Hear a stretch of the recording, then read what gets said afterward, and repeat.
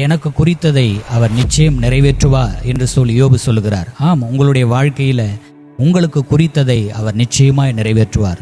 யோபுவின் புஸ்தகம் 23ஆம் அதிகாரம் 14வது வசனத்தில் அதைத்தான் பார்க்கிறோம். எனக்கு குறித்ததை நிச்சயம் நிறைவேற்றுவார். ஏற்ற நேரம் என்று கர்த்தர் உங்களுக்கு வைத்திருக்கிறார். சங்கீதம் 104ஆம் சங்கீதத்துல நாம் 27வது வசனத்துல பார்க்கிறோம், ஏற்ற வேளையில ஆகாரம் கிடைக்கும் என்று அந்த திமிங்கலங்கள் காத்திருக்குமா. ஒருவேளை ஒரு கடல்ல எத்தனை 1000 திமிங்கலங்கள் இருக்கும் யோசித்து பாருங்க.